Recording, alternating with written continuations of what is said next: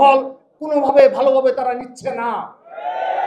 তারা তাদের ষড়যন্ত্র অব্যাহত রেখেছে এবং তারা সোশ্যাল মিডিয়ায় সহ বিভিন্নভাবে ছাত্রদলের ইমেজ ক্ষুণ্ণ করার জন্যে তারা সোশ্যাল মিডিয়ায় নিয়োজিত রয়েছে এবং তারা ইস্যু খুঁজে বের করছে।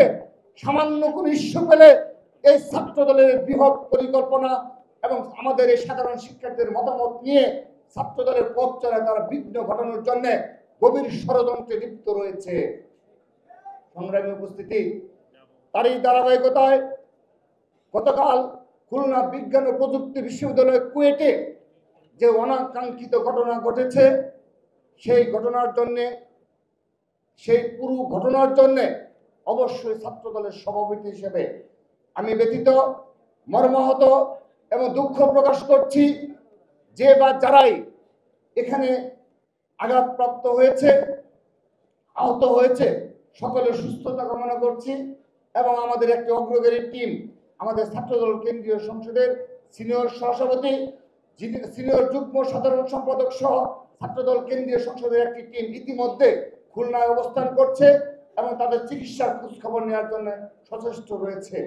আমরা আবারও দুঃখ প্রকাশ করছি, কিন্তু আজকের এই অনুষ্ঠান থেকে স্পষ্টভাবে বলতে চাই, আজ সেই কুয়েটের যে শুরুর যে ঘটনা, কে এই ঘটনার সূচনা করেছিল তাকে চিহ্নিত করে অতি দ্রুততম সময়ে বিচারের আওতায় নিয়ে আসতে হবে। গতকাল মধ্যরাত থেকে একটি ভিডিওর মাধ্যমে স্পষ্ট হয়েছে কত বড় ষড়যন্ত্র হচ্ছে, কত বড় ষড়যন্ত্রের মাধ্যমে ছাত্রদলের সাংগঠনিক কার্যক্রমকে প্রশ্নবিদ্ধ করার জন্য একটি মহল লিপ্ত হয়েছে। আমরা বিগত সময়ে বারবার এই বাংলাদেশের গুপ্ত রাজনীতির অবসান চেয়েছি। ঢাকা বিশ্ববিদ্যালয়ে প্রশাসনের সাথে যতবার ছাত্রদলের মিটিং হয়েছে ততবারই ছাত্রদল গুপ্ত রাজনীতির বিরুদ্ধে বারবার অবস্থান ব্যক্ত করেছে। আমরা বারবার আমাদের সকল সমাবেশে, সকল মাধ্যমে, আমরা সোশ্যাল মিডিয়াতেও আমরা বারবার এই গুপ্ত রাজনীতির অবসান চেয়েছি। বাংলাদেশে কোনো আন্ডারগ্রাউন্ড ছাত্র রাজনীতি থাকা চলবে না, আমরা এটা বারবার নিশ্চিত করেছি, দাবি করেছি। কিন্তু যারা আন্ডারগ্রাউন্ডে বেড়ে ওঠা, যাদের রাজনীতি হলো আন্ডারগ্রাউন্ড এবং গোপনে এবং ষড়যন্ত্রমূলক রাজনীতি, তারা আন্ডারগ্রাউন্ড রাজনীতি থেকে এখনো বের হতে পারছে না।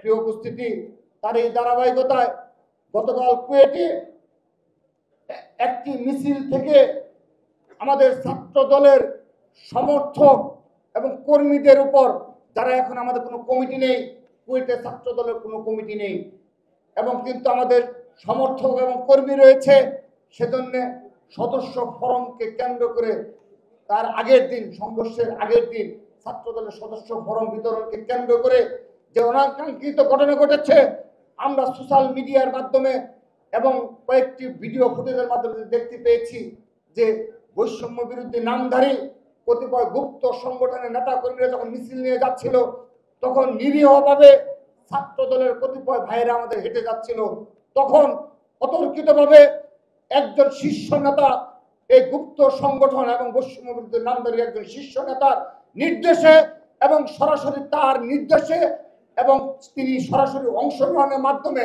আমাদের ছাত্রদলের ভাইদের উপর আক্রমণ চালানো হয়েছিল। আমরা সেখানে সিসি ক্যামেরা রয়েছে, আমরা সবগুলো সিসি ক্যামেরা ফুটেজ বিশ্লেষণের মাধ্যমে পুঙ্খানুপুঙ্খ তদন্তের দাবি করছি। যে বা যারাই জড়িত থাকুক তাদেরকে বিচারের আওতায় নিয়ে আসতে হবে। এই দেশে আর মব কালচার থাকা চলবে না।